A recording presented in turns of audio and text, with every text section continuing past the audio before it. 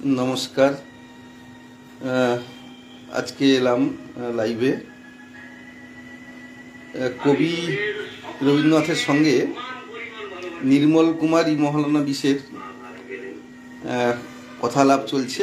রবীন্দ্রনাথ ঘরোয়া আলোচনা করছেন, কারণ রবীন্দ্রনাথ যা বলতে চান নির্মল কুমারী মহলানবিশ তার মেন্টালিটির সঙ্গে সাথ দিয়ে তিনি তার একটা একটা করে প্রশ্ন করেন আর রবীন্দ্রনাথ উত্তর দেন। কারণ রবীন্দ্রনাথের বয়স হয়েছে, তখন তিনি বেশি লিখতে পারেন না, কিন্তু যেটা বলেন সেটা নির্মল কুমারী মহলানবিশ লিখে নেন।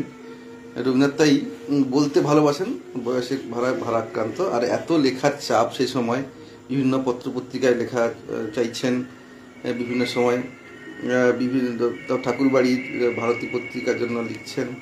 সব মিলিয়ে রবীন্দ্রনাথ খুবই চাপের মধ্যে আছেন। বলছেন যে যে তুমি আমাকে নানা রকম প্রশ্ন করো বলে আমি কিন্তু তোমার প্রশ্নের উত্তর দিই, তা নাহলে আমার এত বলতে আর ভালো লাগে না বা লিখতে ভালো লাগে না। সেই সময় তিনি বলছেন যে প্রচুর লেখা। তিনি বলছেন, দেখো আরও 2 ঘন্টা হয়তো আমি তোমাকে বকবক করে যেতে পারি, কিন্তু আমার কুঁড়েমি আছে। এত ছোটোখাটো খুচরো কাজ, লেখা, মাসিক পত্রের দাবি, বিশ্বভারতীর কর্তব্য, সব আমার মনের উপর এমন চেপে বসে থাকে যে আর ভালো লাগে না, একটু ছুটি পেতে ইচ্ছে করে। এর উপর আবার তুমিও পিড়াপিড়ি করো না লিখবার জন্য। এই তো তোমাকে মুখে মুখে এতখানি বললুম, তুমি না হয় কোথাও লিখে রেখো। এগুলো রবীন্দ্রনাথ বলছেন নির্মল কুমারীকে। তো তখন তিনি নির্মল কুমারী বলছেন যে একটা উপনিষদের ব্যাখ্যা আমার ঠিক জানা হয়নি, যদি আপনি এই সময় বিশ্রাম নিচ্ছেন সেই সময় যদি একটু বলেন। বলি কি ব্যাখ্যা? তো বলছে, সেই ব্যাখ্যাটা বলছে যে ঈশাবস্যমিদং সর্বং যৎকিঞ্চ জগত্যং জগৎ তেন তক্তেন ভুঞ্জিথা মা গৃধ কস্যদ্ধি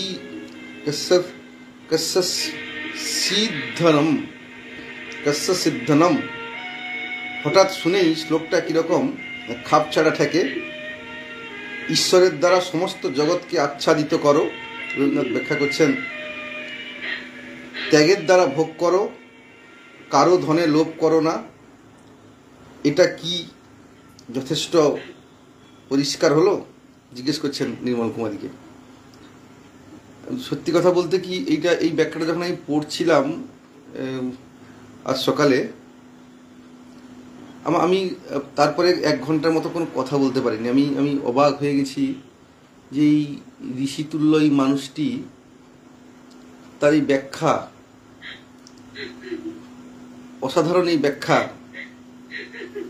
আমার মনে হয় যেন যে আমি সোশ্যাল মিডিয়ায় একবার পড়ে আপাতত ব্যাখ্যাটা না শোনালে আমি মানসিকভাবে শান্তি পাচ্ছি না। যে আমরা কতটা ক্ষুদ্র, আমরা কতটা নগ্ন, সামান্য বিষয়ে আমরা কিভাবে রিয়্যাক্ট করি, সেই জায়গাটা থেকে বেরিয়ে আসতে হলে কবির এই ব্যাখ্যা খুবই প্রয়োজন। কবি বলছেন যে তুমি নিশ্চয়ই বুঝতে পেরেছ, প্রথম লাইনটা তো বুঝলাম, কিন্তু দ্বিতীয়টা, ত্যাগের দ্বারা ভোগ কি করে করব, ত্যাগ এবং ভোগ একই সঙ্গে কি করে সম্ভব? কিন্তু যদি একটু ভেবে দেখো, দেখবে মানেটা খুবই পরিষ্কার। যেই ঈশ্বরের দ্বারা সমস্ত জগৎ সংসারকে আচ্ছাদিত দেখা সম্ভব হবে, অমনি আর ছোট জিনিসের মধ্যে মন আবদ্ধ থাকতে চাইবে না। মন তখন আপনি সব বিষয়ে নিরাসক্ত হয়ে উঠবে। তাই ভোগ যখন করব, তখনও ভোগের বস্তু সম্বন্ধে আসক্ত হয়ে পড়ব না। ত্যাগের দ্বারা ভোগ করা মানেই হলো তাই। আসক্তি যদি না থাকে, তাহলে যে কোনো মুহূর্তে যে কোনো বস্তু ত্যাগ করা সম্ভব। তাই বলেছেন মা গৃধ। এটাই হলো সবচেয়ে বড় উপদেশ, যে লোভ করো না। এই পরের ধনে লোভ, নিজের ধনে আসক্তি নিয়েই তো যত অশান্তি, যত হানাহানি। কিন্তু সমস্ত সমস্যার সমাধান করে দিয়েছেন প্রথমেই ঈশাবস্যমিদং সর্বম বলে। আগে সেইটাই অভ্যাস করতে হবে, তারপরে সবটাই সহজ। কারণ যার জীবনে সমস্ত জগৎ সংসারকে, প্রতি তুচ্ছ বস্তুকে এবং ঈশ্বরের দ্বারা আবৃত্ত দেখা সম্ভব হয়েছে, তার আর ভাবনা কি? সে সব কিছুর মধ্যে থেকেও সব কিছুকে ছাড়িয়ে যেতে পারে। তখন মনে কোনো আসক্তি থাকে না, লোভ থাকে না, একেবারেই পরিপূর্ণ স্বাধীনতা। এই লোভ এবং আসক্তি তো মানুষকে পরাধীন করে। তাই মানুষ সংসার ত্যাগ করে সন্ন্যাসী হয়ে যেতে চায়। কিন্তু উপনিষদ তো সন্ন্যাসী হতে বলেনি, সব কিছুর মধ্যেই নিরাসক্তভাবে বাস করতে বলেছেন, লোভকে একেবারে সম্পূর্ণ বর্জন করে। আসক্তি এবং লোভকে কাটিয়ে ওঠা সহজ হয়ে যায় যদি গোড়াকার উপদেশটা জীবনের সাধনা করি। ঈশাবস্যমিদং সর্বং যৎকিঞ্চন জগত্যং জগৎ। নইলে সংসার ত্যাগ করলেও আসক্তি আমাকে ত্যাগ করে না। সন্ন্যাসীর জীবনে নিজের ছোট আমিকে বড় করে তোলবার লোভ হয়, তখন সে গুরু হয়ে বসে, নিজের শিষ্যের সংখ্যা বাড়াবার দিকে মন দেয়, ধর্মকে নিয়ে কেনা বেচা শুরু করে, আরও কত কি। সে আসক্তি কি গৃহীর আসক্তির চেয়ে কম? মা গৃধ, তখন তার কানে পৌঁছয় না। সেই জন্য বুদ্ধদেবও এই লোভকেই একেবারে জড়শুদ্ধ নষ্ট করতে বলেছেন। মনকে একেবারে আসক্তিমুক্ত করা বড় সহজ কথা নয়, তবে একেবারেই যে অসম্ভব তাও নয়। এটা আমি নিজের জীবনে দেখেছি। কিন্তু প্রতিনিয়ত এর জন্য চেষ্টা করতে হয়। নিজের ছোট আমিকে দূরে সরিয়ে দিয়ে বড় আমির মধ্যে নিজেকে মিলিয়ে দিতে পারলে সে ভারী আরাম। তখন আর কিছুই মনকে বিবেচিত করতে পারে না। তাই আমি প্রতিদিন শেষ রাত্রে উঠে চুপ করে বসে নিজের কাছ থেকে নিজেকে ছাড়িয়ে নেবার চেষ্টা করি। এক দিন পারি নে, শক্ত হয়, কিন্তু আবার কোনো দিন দেখি ফস করে বাঁধন আলগা হয়ে গেছে। যেন স্পষ্ট দেখতে পাই আমার ছোট আমিটা ওই দূরে আলগা হয়ে বসে রয়েছে। যাকে তোমরা রবীন্দ্রনাথ ঠাকুর বলো, সেই মানুষটা, সেই লোকটা অতি তুচ্ছ। তার রাগ আছে, ক্ষোভ আছে, আরও কত ক্ষুদ্রতা আছে।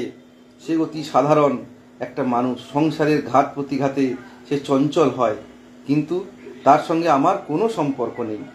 আমি তার চেয়ে অনেক বড়। আমাকে ছোট সুখ দুঃখ নিন্দা প্রশংসা স্পর্শ করে না। আমার মনের গভীরে শান্তির আঘাত কেউ করতে পারে না। আমি যেন নিজেকে সেই বিরাটের মধ্যে বিলীন দেখতে পাই। এটার জন্যে কি কম চেষ্টা করতে হয়? প্রতিদিন ক্রমাগত চেষ্টা করতে করতে তবে সহজ হয়ে আসে।